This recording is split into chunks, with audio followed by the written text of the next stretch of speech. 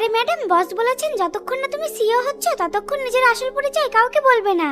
আরে ঠিক আছে, তাহলে আমি টেডির সাথে কোম্পানিতে যাচ্ছি, আর কোম্পানি থেকে জানতে পারি সেখানে একজন সেলিব্রিটিও কাজ করে। ম্যাডাম, আপনি তো মেকআপ ছাড়াই অসাধারণ সুন্দরী। আরে এটা তো আমি ছোটবেলা থেকেই। আরে কোথায় চলে এসেছো তুমি? তোমাদের মতো মেয়েদের এখানে কোনো জায়গা নেই। আরে আমি তো চাকরির জন্য এসেছি। এই তোমার মতো গরিবরা এখানে কাজ করতে পারবে না। আরে কি আর বলবো, তোমার ব্যাগের রং পর্যন্ত উঠে গেছে, আর তুমি আমাকে গরিব বলছো? এই মেয়ে, অনেক হয়েছে, আমি কাল তোমাকে দেখে নেব। আর হঠাৎ করে রিয়ার উপরে জল পড়ে যায়। আরে এটা কি করলে, পাগল নাকি? তোমার কোনো ধারণা আছে ড্রেসটার কত দামি? আরে এটা তো সেই ড্রেসটা যেটা আমি আমার কাজের মাসিকে তার মেয়ের জন্য দিয়েছিলাম। তার মানে এই মেয়েটা সেই কাজের মাসির মেয়ে। এই যে, বোবা হয়ে গেলে নাকি? ম্যামের কাছে জলদি ক্ষমা চাও। রিমা, বাদ দাও, কোনো ব্যাপার না, আমি অন্য ড্রেস নিয়ে নেব। আরে তোমার কাছে যদি এতই টাকা থাকে তবে বন্ধুদের নিজের বাড়ি কেন ঘুরিয়ে দেখাচ্ছ না? ঠিক আছে চলো, কাল সবাইকে বাড়িতে নিয়ে যাব। আরে এবার সবাই বুঝতে পারবে আসল গরিবকে।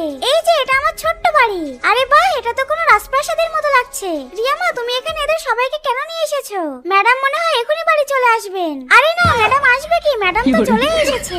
কিন্তু যারা আমার চ্যানেলটা সাবস্ক্রাইব করবে তাদের মা বাবা যেন অনেক দিন বেঁচে থাকে।